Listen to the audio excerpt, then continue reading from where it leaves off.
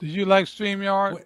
I do. We'll talk about it a little bit. One of the things I launched this podcast, Reverse Mortgage Podcast, because of the number of foreclosures I saw going on. Now, one of the challenges is what happens if there's not a lot of equity? Can you do a short sale?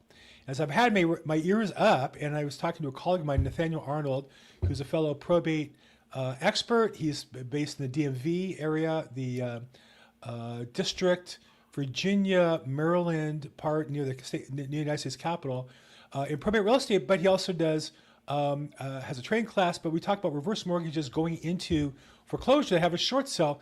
Nathaniel, thank you for joining us today. Talk to us a little bit about the case you had recently. There was a short sale on reverse mortgage. Great, great. And thank you first, Bill, for having me. This is a great opportunity to educate people about what's really going on. You mentioned that banks tend to foreclose a lot of times with reverse mortgages. And that has been the case in the DMV, especially in the District of Columbia itself.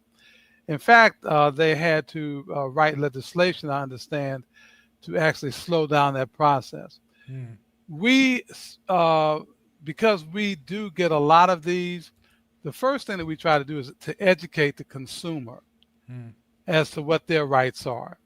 Now, we know that the bank normally gives about a 6 month window once the person dies before the actual mortgage becomes due. And sometimes, uh, so the clock starts ticking immediately when the person right, dies. In our area, the filing of the probate petition does not happen at the same time, though. right. So you've got these two clocks going, and a lot of times the PRs, personal representatives, which we call in our area, are not really familiar with that process. And so we have to kind of educate them because they're also getting, in many cases, dunning letters from the lender, and the lender is putting pressure on them. And so we do that part of the process. That's really a large part of it to let them know what their rights are. The cases that we've had recently, it's been more than one actually. We had a case of a condo in Northeast DC, and the sellers had not actually petitioned the probate yet, and so we had three. We had two brothers and a sister. One brother lived out of the area. The brother that we were working with directly, he actually had cancer, prostate cancer. So his mind was, of course, occupied with other issues. And the sister, who also was living in the property with the brother with cancer, had had some issues, some mental issues. So we had a lot of moving parts, a lot of things going on, and so we actually had to assist them with filing the probate bill, and that took some time. So while we were doing that, remember, most of the times the banks will not really talk to Right, anyone until the probate has been opened. right. And so we were in the process of getting the probate filed, couldn't even really talk to the bank. But once we did get that done, the bank, of course, sent out a loss mitigation package, and one of those options was the short sale. So we explained to our client what the short sale was, and I'm assuming most people will know that it's basically a short sale is when a property is underwater. The mortgage is higher than what is owed on the property. And so we began to, once the bank recognized us as working for the personal representative, we began to communicate with the bank. And the process is pretty straightforward. Once they send out an appraiser, in our case, I don't know what they do in California, but they normally send out an appraiser to evaluate the property itself. They do an interior inspection as well as look at comps from the date of death, typically. All right, and then the bank will evaluate that and give you a number. Well, the appraisal is the number that they will reduce the amount by, and it's actually 95% of that. So in this case, the property was, I think, as I recall, it was a condo, 3 bedroom condo, and I think the property was worth about 390. They owed about 430 on it though. So the bank had to do a short sale. When the appraiser came out, that was a good thing. When the appraiser came out, we actually met the appraiser. And I always do this, Bill. I always provide the appraiser comparables. I myself was an appraiser for 22 and a half years. Mm-hmm. And I know sometimes that appraisers, they can call appraisers from different areas and they may not be familiar with an area. Right. So if you Why provide not give them the them comps you want them to look at? Why would you not ex- do that? right, exactly.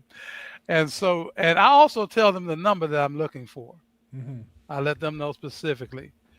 At least it sticks in their ear. They may not do much with it, but they know they've heard it from me.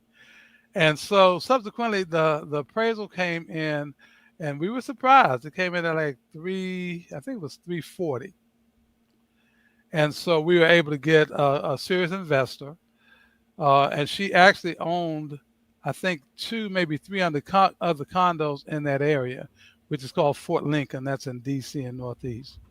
And so the bank at that point, but this is the thing though, and this is something I've been in this business probably as long as you, Bill, and I've never really seen this kind of thing. I'm not sure uh, why they did it, but the bank also, and let me say this again, the bank gave the family $47,000.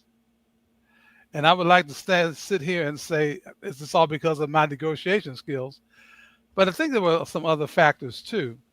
And so that was the first time I'd ever. Now we've gotten money for clients before from the bank, but that's the first time I saw them relinquish that kind of money. And we had to go back and forth with the bank to make sure it was going to be on the HUD one, which is the altar now, and it was. And the family was elated. They were elated.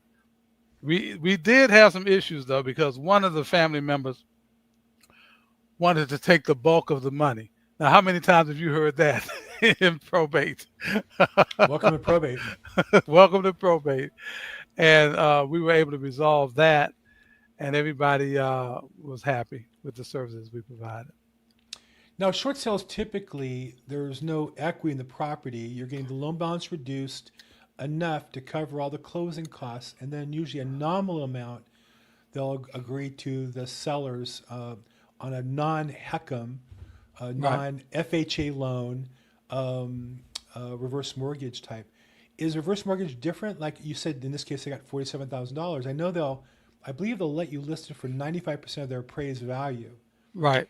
And then, so if there's any equity, that just goes to the estate. Is that how it works? Well, not really. It doesn't go to the estate. In most cases, there is nothing to be gained. In Right. fact, they used to actually make you sign a document that said no money is going to any other party. Got it. Okay. Now, I don't see that as much. I would say they stopped doing that probably maybe 3 or 4 years ago. Hmm. So you don't really see that. At least I haven't seen it. Right. The documents that required that, Right. and they may still, and some people may still do it. I'm not sure how the economy is going to fare next year, but we are definitely seeing. We are in our area, Bill.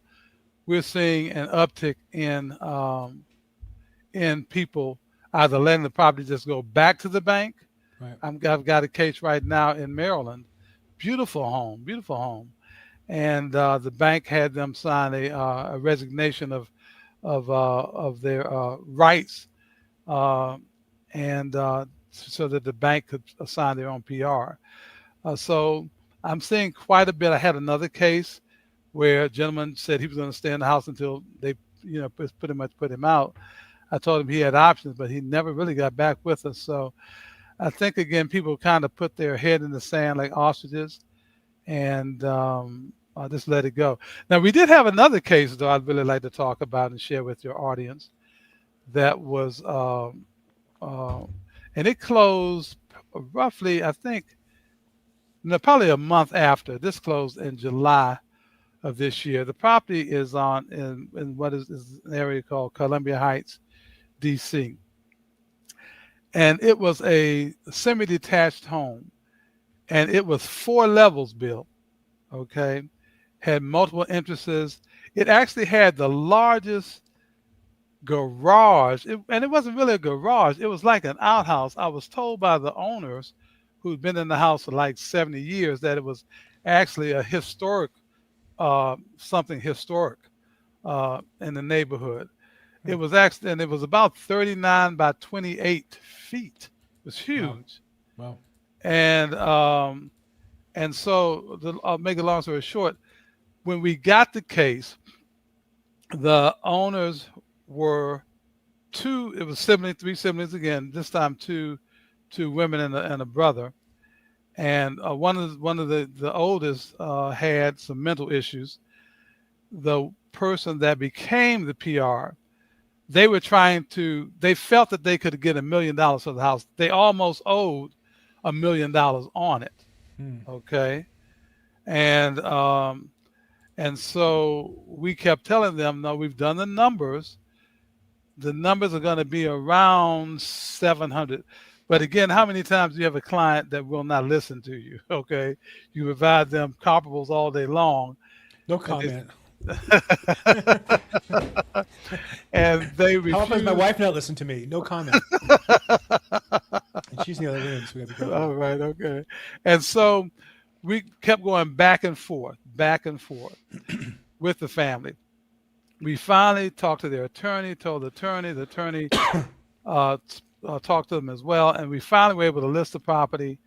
And even while had the property listed ourselves, they were talking to investors and other agents till they finally confirmed what we told them. So we were able to put the property on the market, and they finally accepted an offer. So once the offer was accepted, we could then take that offer to the bank. The bank sent out. The bank had already sent out an appraiser, and the appraiser came in at, I think, right over $700,000. Oh, wow. So we were able to sell the property for $680,000. We found an investor, a nice young lady with a family, Asian woman, and they were able to get a loan. Now they did an appraisal on the property. It was an acquisition renovation type loan, and the appraisal came in at, check this out. Now we said the property was $680,000, right? The appraisal came in at $1,450,000. They were borrowing a little over $300,000 to do the renovation. So that means they would walk into the property with over $400,000 worth of equity. All right. Not to mention that the unit in the back has the potential to become an ADU, which almost doubles the value of that property. Hmm. So they walked away with a tremendous deal. One of my investors would have thought that the value was about 1.6 million, Hmm. not 1.45. So again, that was a short sale. No one walked away with, at least the owners did not walk away with any money from that sale. The bank was so far upside down on it. So I'm thinking of occasions why a family would do a short sale. One is maybe there's multiple properties, and they're allowing the realtor to make some money on this one because you're not going to make as much on the other ones. Or you do other work for them for free, or other services you might provide them. Um, Second of all, oftentimes they do allow a little bit of equity. Depends. Each Right. case is different. And third, closing down the probate. If you sell the property through a short sale, it closes out liquidates all any risks and anything on the Right. estate. The Right. estate may have other assets. They might be getting out of any liability on the mortgage, but they might have in the bank $500,000, $1 million, and so if you let them foreclose, that money becomes at risk. There's tax implications Exactly. versus if you do a short sale in an orderly way, closes out the house. Now the other assets can be divided up without any liens or risks or potential problems. Exactly. So it's not a compelling case, but again, each case is separate. And you want to talk to your attorney, you want to talk to a realtor, get an idea what the property is worth, and see where you can do this. Now, so we've talked primarily today about cases that involve short sales. You've done a couple, and as you know, a lot of our audience in this podcast are reverse mortgage originators and or real estate agents that work in the space. I know you have a training academy that helps professionals learn how to take advantage of the opportunities. Talk a little bit about your probate training, what you do to help professionals, you know, learn more so they can take advantage of these opportunities and Right. serve their customers. Thank you. Thanks. It's a great question, Bill. I actually have to go back a little bit. I actually got into probate during the Great Recession.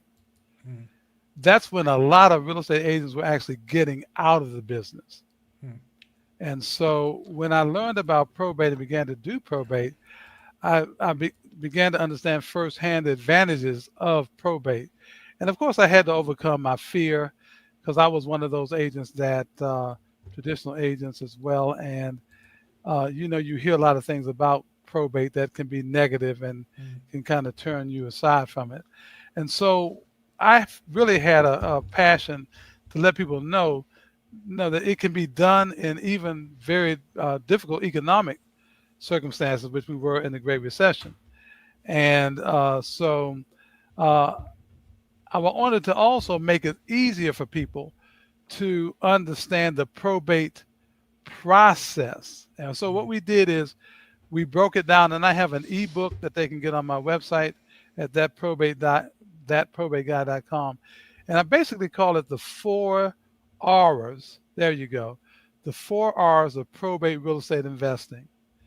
And this essentially breaks down the process so that people do not have to be afraid of the probate process, both agents, investors, and personal representatives. And those 4 R's are very simple. We tell people the first phase is the research phase.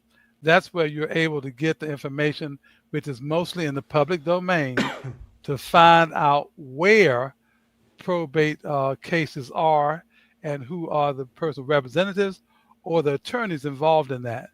Then we tell them there's the reach out phase.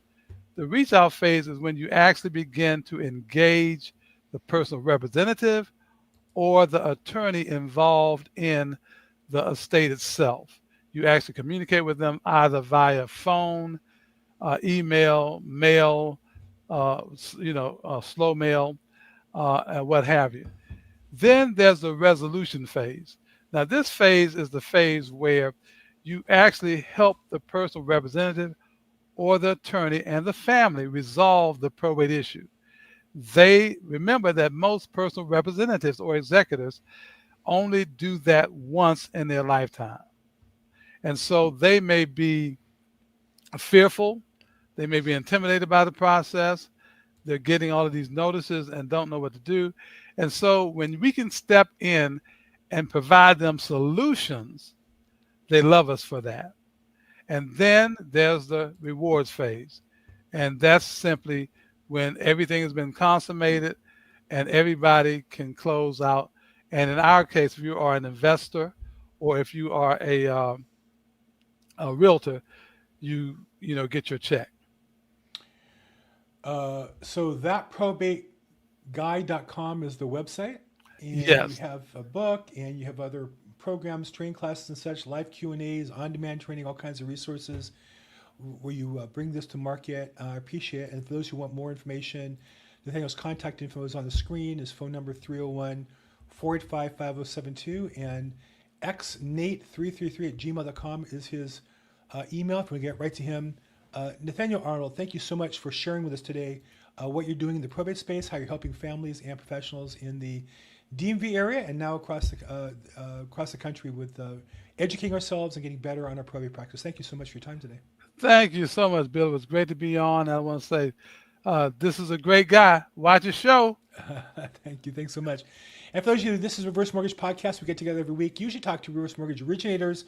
Today, I want to talk to a real estate agent on the other side of the deal, on the servicing side, There are reverse mortgages that are done as short sales. Challenging. We got to follow the process. Find somebody who knows it, either an originator or a real estate agent like myself or Nathaniel who can walk you through that process. If I can help in any way, I'm at Bill Gross Probate on social media. As always, make today your best day ever. Thanks so much.